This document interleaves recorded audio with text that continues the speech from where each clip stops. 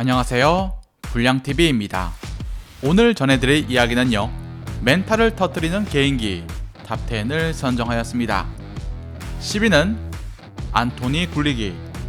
2022년 여름 맨체스터 유나이티드로 1300억에 이적하며 숱한 화제를 뿌린 안토니는 브라질리언 출신다운 뛰어난 개인기를 가지고 있습니다. 그중 그의 트레이드 마크라고 불리는 360도 턴 동작은 축구 팬들의 눈을 즐겁게 하는 요소 중 하나. 비록 미효율적인 비난도 있지만 이 개인기를 네덜란드 리그에서 종종 써왔던 만큼 EPL에서 보게 될 날도 머지않아 보입니다. 안토니의 장기술은 과거 어린 시절 호날두를 본 것 같다며 새로운 EPL 스타의 자질을 보여주고 있습니다. 9위는 개인기 리그. 터무니없는 개인기가 난무하는 리그가 있습니다. 다른 리그에선 비매너로 낙인 찍혀 보복이 들어올 정도지만 남아공 리그에선 허용을 넘어선 누가 더 이런 개인기를 쓰냐가 화두. 남아공이 이런 개인기 리그가 있기 전까지는 그 배경이 있습니다. 남아공은 1992년 국제 무대에 복귀하기 전까지 무려 26년이나 피파로부터 추방된 나라였고, 따라서 그들만이 구축한 리그는 순수한 오락에 그쳐 득점은 그리 중요한 목표가 아니었습니다. 길거리 축구를 기반으로 이런 개인기 축구는 그저 오락을 넘어서 이후 남아공 정식 리그 PSL에서도 프리스타일식의 개인기가 등장하게 됩니다. 남아공의 젊은 축구 선수들은 우리의 삼바 플레이라고 여기면서 이를 카시플라바라고 불렀습니다. 남아공 축구 팬들은 카시플라바를 매우 흥미롭게 바라보고 있지만 최근 들어선 반대 여론도 만만치 않습니다. 일부 축구 팬들은 이건 축구가 아니라 광대쇼다, 우린 이걸 홍보해선 안 된다, 이런 플레이로 일관을 한다면 우린 결코 존중받는 리그가 될 수 없다라고 일침을 한 것입니다. 8위는 남미에선 바로 보복. 남미 선수들에게 과한 개인기는 바로 보복 행위로 이어집니다. 라보나 스킬을 쓰면 즉각적으로 반응하기도 하고 큰 점수차로 이기고 있을 때 개인기 또한 금기시하는 행위, 루호라 하여 사치스럽다고 표현합니다. 그런데 2015년 볼리비아 대 페루의 경기에서 헤드트릭을 기록한 파울로 게레이로가 볼리비아 선수들의 심기를 건드리고 말았습니다. 볼리비아 선수들이 게레이로가 사치스러운 개인기를 썼다며 따진 것입니다. 페루 축구 팬들은 이 모습을 보고 바다도 사치인가, 바닷물이 많이 그리워지나 보네라고 비꼬기도 했습니다. 과거 볼리비아가 전쟁에서 영토를 많이 빼앗겨 내륙국이 된 것에 대한 조롱이었습니다. 7위는 메시의 알까기 공략. 상대 수비수나 골키퍼의 가랑이 사이로 골을 차는 능력은 타이 추종을 불허하는 리오넬 메시. 또 당하는 입장에선 이만큼 멘탈이 흔들리는 기술도 없어서 남미 리그에선 이런 기술을 모욕적인 기술이라 생각해 보복도 심상치 않게 나옵니다. 메시의 수많은 알까기 기술 중 가장 돋보였던 장면은 코파 아메리카 볼리비아전이었습니다.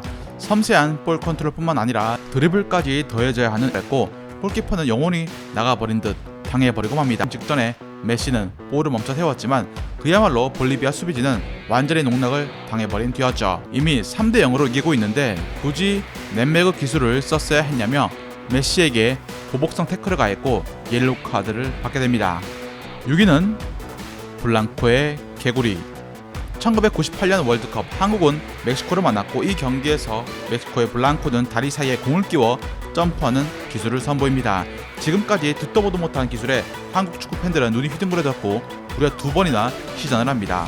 이 기술의 이름은 블랑코의 이름을 따 쿠아테미나라고 불립니다. 월드컵이라고 해서 쓴 건 아니고 그 이전부터 멕시코 리그에서 수없이 써왔던 그만의 기술. 따라서 이 기술에 처음 당하면 혼이 나간 수비수들이 많았습니다. 우리나라에선 이 기술로 유명한 선수지만 블랑코는 골을 넣은 후 펼치는 독특한 세레머니로 상대의 멘탈을 흔드는데 일가견이 있던 선수이기도 했습니다.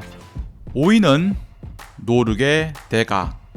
방향을 바라보지 않고 패스를 한 데 있어서 신의 경지에 올랐던 호나우지뉴. 수많은 개인기를 가지고 있던 그의 장점도 있지만 눈짓 하나만으로 상대 수비수를 혼란에 빠뜨린 것 또한 호나우지뉴만이 가졌던 기술 중 하나였습니다.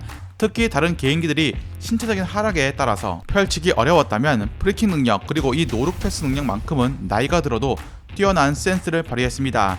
시선을 다른 곳으로 분산시킨 뒤 동료에게 찔러주는 정교한 패스는 브라질 리그로 들어간 뒤 30대에도 호나우지뉴가 왜 월드클래스인지 증명하는 기술이었습니다.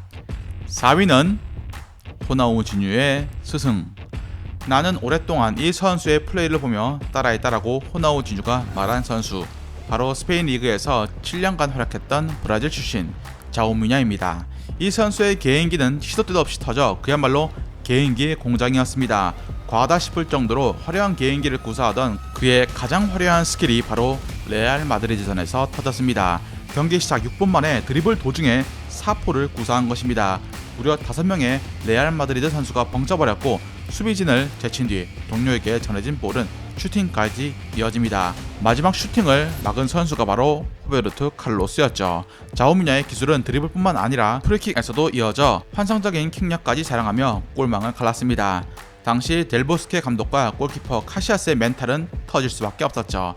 2000년대 초 스페인 라리가를 호령했던 발롱도르 수상자 히바우드는 단 2명의 선수가 리그에서 가장 무서운 개인기를 쓴다고 밝혔는데 바로 지단과 자오미냐였습니다. 3위는 네이마르가 딱 한 번 쓴 개인기. 우린 지금까지 네이마르의 수많은 개인기를 봐왔습니다. 개인기는 처음 보는 것이었습니다. 상대했던 선수는 31살의 누네스라는 선수로 당시 이 보타포구의 공격수였습니다. 그만큼 네이마르는 무례했다라고 말한 뒤 냉정함을 유지하려 노력했다라고 덧붙였습니다. 왜 점수가 벌어졌을 때 그런 개인기를 했는지 이해 못한다는 뜻이었습니다. 2위는 신의 경지에 오른 지단. 때는 1998년 2월 25일 프랑스 마르세유에서 벌어진 프랑스와 노르웨이의 국가대표 친선 경기. 지네딘 지단과 엘링 홀란드의 아버지 알풍의 홀란드의 맞대결로 관심을 모은 이 경기는 두 팀 모두 월드컵 본선 진출을 앞두고 팀 전력을 가다듬는 의미 있는 경기였습니다. 당시 만 25세의 지단의 축구력은 이미 월드클래스 반열에 올라왔던 시기였고 전반 28분 조르카이프의 패스를 받아 기가 막히는 터치로 자신의 것으로 만드는 모습을 보여줍니다. 여기에서 그냥 강한 슈팅도 아니고 매우 고난이도 아웃프론트로 꺾어차는 정교함까지 곁들였습니다. 지네딘 지단이라는 선수를 단 3초 만에 설명할 수 있는 장면이었죠. 지단의 선수 생활에서 중요한 골들이 많고 국가대표 30골 중 중요성은 하찮을 수 있지만 최고 난이도를 자랑하는 골이라는 데는 의심의 여지가 없던 골이었습니다. 대망의 1위는 똑같은 것만 쓰는 선수. 2010년대 가장 뻔한 개인기를 쓸 것이라고 예상하지만 그 누구도 막지 못했던 컷 인사이드 스킬의 장인 아르연 로벤.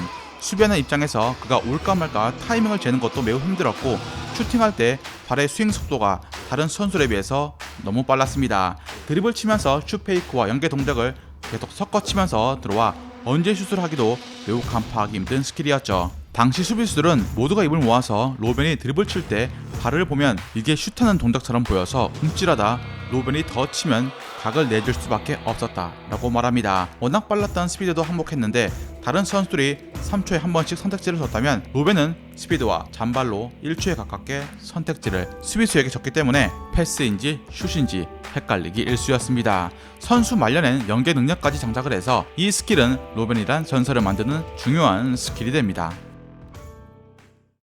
즐겁게 보셨다면 구독과 좋아요 클릭을 부탁드립니다.